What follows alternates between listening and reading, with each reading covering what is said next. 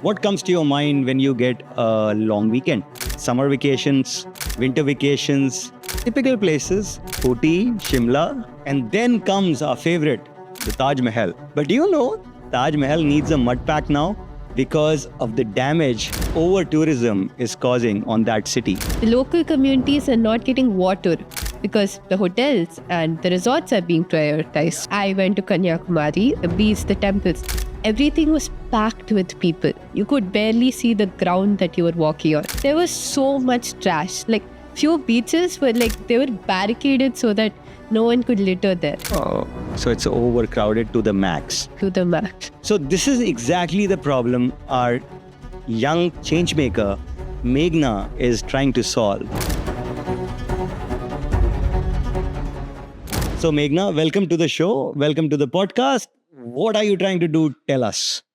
As all of us have seen in many of our trips, Indian tourist places have way too many tourists. And it's not only having a negative impact on the number of tourists who end up coming there after all. It has a negative impact on the environment around it, on the society of the communities that live near the tourist places. It has so many effects that none of us can see when we just book a plane ticket or go somewhere on a last minute trip. All of these small trips that we take, they add up and they're leading to deforestation in many places. The local communities are not getting water because the hotels and the resorts are being prioritized. Yeah, and I've been hearing even cities like Barcelona are overcrowded. And the citizens of and the residents of Barcelona are coming out and protesting that they don't want any tourists to come. And that's what is happening in India. Yes, many places in India do not have tourist regulations at all. Anyone can come in, anyone can go out. Right? We can barely keep a track of how many people visit a tourist place in a day. No way. The only way we keep track is we see the traffic jams. Not every tourist location has an infinite capacity for tourists. They have a limited amount of space. They have a limited amount of attractions to see. They have a limited amount of people to manage it. Yep. And this is called the tourist carrying capacity of a place. I didn't even know that term existed. It's calculated based on a lot of factors. And that's the main focus of my project, TRAIL, Tourist Resource Allocation and Information Limited. It's an app that tries to bring in responsible tourism practices. So, based on the tourist carrying capacity of a place, each place has a number of tokens that are assigned for a particular date and time. So you go to the app, you look, okay, this place, this time, and you see, are there tokens available? If there are no tokens available for the place or time, it will tell you schedule some other time. Or it will redirect you to nearby hidden gems. Even better. Tourist places that are not really well known among people so that you can empower those local communities as well. Wow. And I know, Meghna, you got this idea when you were visiting Kanyakumari. Yeah. Tell us more what happened there. So, a few months ago, I went to Kanyakumari on a trip with my family. And when I went there, it was like winter vacation. I could barely stay there. It was so hot, even during winter. Yes, it's near to the equator, but the climate change there was the places that I saw in Kanyakumari, the beach, the temples, everything was packed with people. You could barely see the ground that you were walking on. There was so much trash. Like, few beaches were they were barricaded so that no one could litter there. Oh, so it's overcrowded to the max. To the max. And the thing is, the local authorities have no regard for the situation there. They're in fact trying to promote tourism to Kanyakumari. I mean, who would do that? But Meghna, is making an app the only way? First, I hear about the app and say, oh, is there a better way to do it? Will an app work, not work?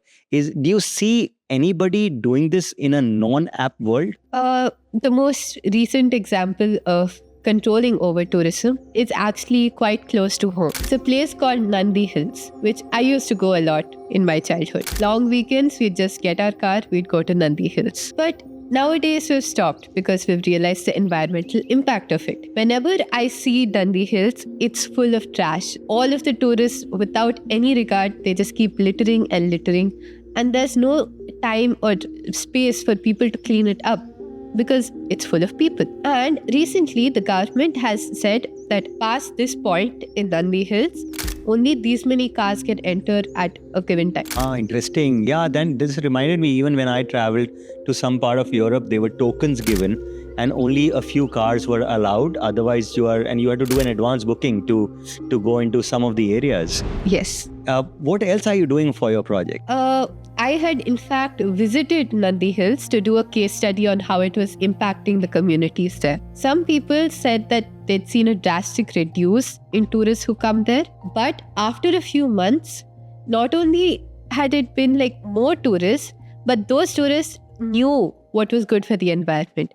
They were more mindful of what they were doing. There are less people who were littering everywhere. And that's the only way we're going to learn, when there are regulations that need to be put in. So, but Meghna, tell me, when this happens, don't the locals lose their livelihood? Yes, but locals losing their livelihood, that's a temporary effect. In the long run, it will benefit these local communities. How is that? Because they have time to recover from the tourism. They have time to recover from the damages. They can build a more sustainable ecosystem that can support both tourists and their own lives, the environment around them. We can find a way for everything to coexist in a balanced way. And this is a 9th grader talking to me and educating me how we need to coexist and be responsible tourists. Is this something in your family? How did you get so sensitive about the environment? For me, my family was like a regular Indian household. Both of my parents are engineers. My grandparents are professors. When I was growing up, it was about marks. It was about being healthy. That's it. Around 2020, COVID hit and I was at home. I was completely bored. Already, I was like a hard to occupy child. My parents put me in so many hobbies so that they could just keep me from burning the house down. Then I started realizing, I started giving webinars, workshops, boot camps about creativity, innovation, and entrepreneurship. During COVID, you were doing that? Yes. So I realized my ability and my power to create change. I just didn't know where to channel it until I joined the 1M1B Sustainability Accelerator Program. So there I learned so much about these new pathways in jobs, green skills, green jobs. Who knew sustainability could be a career? A career, yeah. Many people don't even know that there's so many jobs coming up in sustainability that we don't even have talent. And talent like you to accelerate India's net goals and the net zero agenda. Great, we need more women and girls like you leading in the sustainability space.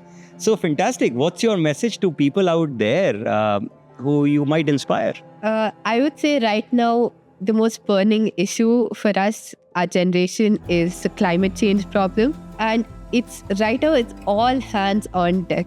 So it doesn't matter if you're a graduate, it doesn't matter if you're a working professional. So I'd say to everyone out there, you are never too young, you're never too small, inexperienced to do anything. Because everyone started from day zero. It's nothing wrong in learning. There's nothing wrong in failing. So just do it. Go for it. You can still make a difference no matter how small or how big. Fantastic, Meghna. And I would like to wrap up on this note that, guys, all hands on deck.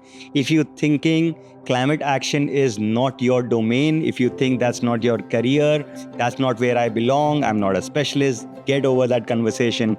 All of us need to make sure that we take care of the climate. If there is no climate, there's no us. We need to take care of the environment. We need to be responsible.